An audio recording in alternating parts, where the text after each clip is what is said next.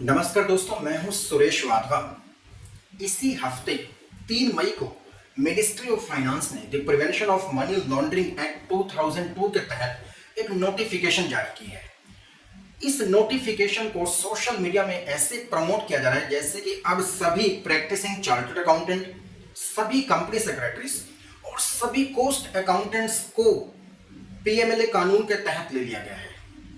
कहां लिया गया है, इसका क्या मतलब है इसका? अगर मैं व्हाट्सएप यूनिवर्सिटी की बात करूं तो अब प्रोफेशन बहुत रिस्की हो गया है। अब यदि कोई क्लाइंट मेरे पास आता है एक नई कंपनी को इनकॉर्पोरेट करवाने के लिए, तो मुझे इसे बचना होगा। क्या सचमुच में ये नोटिफिकेशन पीएमएलए के तहत जो जारी की गई है, इसका ऐसा कुछ मतलब है? जी, ऐसा बिल्कुल नहीं है। हमें इस नोटिफिकेशन को, इसकी बैकग्राउंड को, इस कानून को समझना होगा। Prevention of Money Laundering act हमारे देश में मनी लॉन्ड्रिंग के जो प्रावधान है, जो मनी लॉन्ड्रिंग एक्टिविटीज हैं, जो प्रोसीड्स ऑफ क्राइम है, क्रिमिनल पैसा, अपराध से कमाया गया पैसा कहीं वापस एक साफ सुथरे तरीके से देश की अर्थव्यवस्था में ना आ जाए, इसको रोकने के लिए the prevention of Money Laundering act है। अब सवाल उठता है कि हमारे देश को, सरकार को हजारों करोड़ों ट्रांजैक्शंस की रिपोर्टिंग कैसे होती है? तो Prevention of Money Laundering Act के तहत ही there is a specific unit, Financial Intelligence Unit. इस फाइनेंशियल इंटेलिजेंस यूनिट को कुछ रिपोर्टिंग एंटिटीज अपना डेटा रिपोर्ट करती हैं। तो अगर हमें यही बात समझ आ जाए कि रिपोर्टिंग एंटिटी क्या है, पहले क्या पोजीशन थी, अब नया क्या चेंज आया है, तो मैं समझता हूं सारे पॉइंट्स हमारे क्लियर हो जाएंगे। तो फाइनेंशियल इंटेलिजेंस यूनिट को voluminous millions and millions of data report करने के लिए फिलहाल हम रिपोर्टिंग एंटिटी की डेफिनेशन पढ़ते हैं। Section 2 subsection 1 clause WA। Clause WA defines reporting entity means number 1 a banking company, number 2 financial institution, number 3 a intermediary, and number 4 a person carrying on the designated business or profession. Now, after section 2 subsection 1 clause WA, the definition of reporting entity, जो इसका आखिरी clause है, a person carrying on designated business और profession, इसको भी define किया गया है। और ये जो क्लॉजेज हैं, रिपोर्टिंग एंटिटी और जो डेफिनेशन है person carrying on certain designated business और प्रोफेशन, ये मनी लॉन्ड्रिंग कानून में आज नहीं आए हैं, ये 15 फरवरी 2013 से है। तो रिपोर्टिंग एंटिटी का आखिरी लिंब है person carrying on designated business और profession. So section 2 subsection 1 clause SA में आ जाते हैं हम। SA में क्या है, पहले से ही 5-6 लोगों को डेजिग्नेट किया गया है। इसमें सबसे आखिरी क्लॉज है क्लॉज 6। क्लॉज 6 में अब शामिल कर लिया गया है सभी प्रैक्टिसिंग चार्टर्ड अकाउंटेंट्स, सभी प्रैक्टिसिंग कॉस्ट अकाउंटेंट्स, सभी प्रैक्टिसिंग कंपनी सेक्रेटरीज को। इसका मतलब क्या है? इसका मतलब ये है अब सभी practising chartered accountant, cost accountant, works accountants या कॉस्ट एंड मैनेजमेंट अकाउंटेंट भी जिसे हम कहते हैं, ये रिपोर्टिंग एंटिटी बन चुके हैं।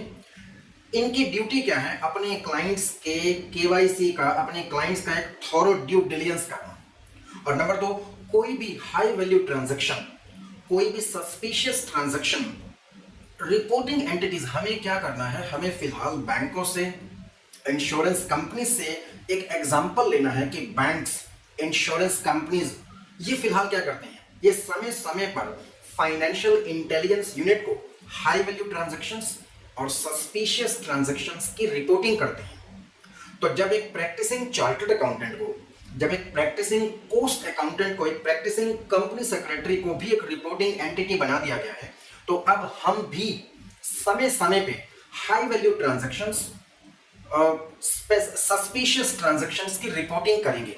और यदि आप ये रिपोर्टिंग नहीं करेंगे तो the director financial Intelligence unit आप पर हर एक फेलियर के लिए, for each failure you can be penalized with a minimum sum of 10,000 rupees and maximum a penalty of 1 lakh rupees may be imposed.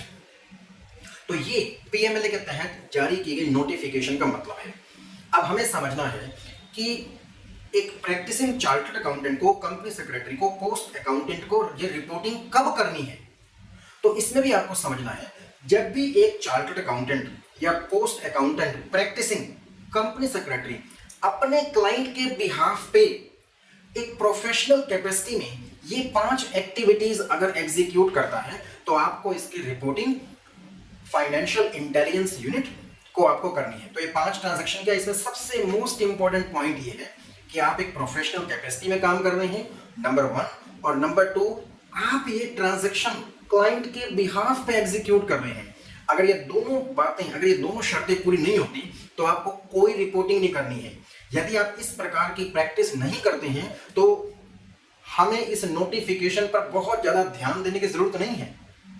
तो आइए देखते हैं वो 5 क्या ट्रांजैक्शंस हैं जो हमें ध्यान रखनी है कि जब हम अपने क्लाइंट के बिहाफ पर क्लाइंट बन के ही जब हम ये ट्रांजैक्शन एग्जीक्यूट करेंगे इन माय प्रोफेशनल कैपेसिटी। मैं अपने बहुत सारे क्लाइंट्स का ऑडिट भी करता हूं। ऑडिट के दौरान भी मुझे बहुत सारी हाई वैल्यू ट्रांजैक्शंस का पता चलता है। तो सवाल ये उठता है, मैं अपने क्लाइंट का ऑडिट कर रहा हूं, मुझे बहुत सारी हाई वैल्यू ट्रांजैक्शंस मेरी जानकारी में आई हैं, तो क्या मुझे इन ट्रांजैक्शंस की रिपोर्टिंग करनी है? Answer is absolutely no, not at all. ऐसा बिल्कुल नहीं हो सकता है। उस समय मैं ऑडिटर की कैपेसिटी में काम कर रहा हूं।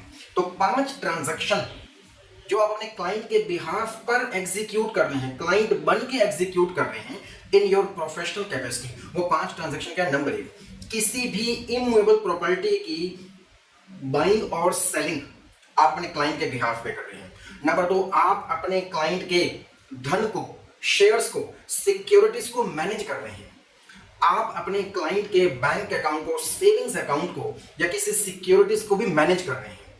आप अपने क्लाइंट के बिहाफ पर कुछ organisation of contributions for creation, operation and management of companies, और सबसे आखिरी है क्रिएशन, ऑपरेशन और management of companies, LLPs, trust, buying and selling of these business entities. तो इस प्रकार की एक्टिविटीज आप कर रहे हैं तो आपको एक रिपोर्टिंग एंटिटी के तौर पर कुछ सस्पिशियस ट्रांजैक्शन को, हाई वैल्यू ट्रांजैक्शंस को समय समय पे फाइनेंशियल इंटेलिजेंस यूनिट को इन्फॉर्म करना है। तो आई होप कि इस वीडियो से आपको सचमुच में एक मदद जरूर मिलेगी कि इस नोटिफिकेशन का मतलब क्या था, क्यों ये नोटिफिकेशन लाई गई है।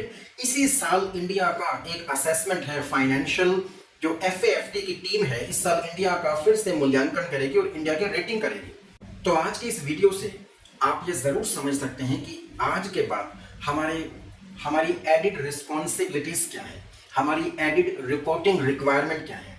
तो मैं समझता हूँ ये वीडियो आपके जरूर काम आएगा। Thank you so much, thank you.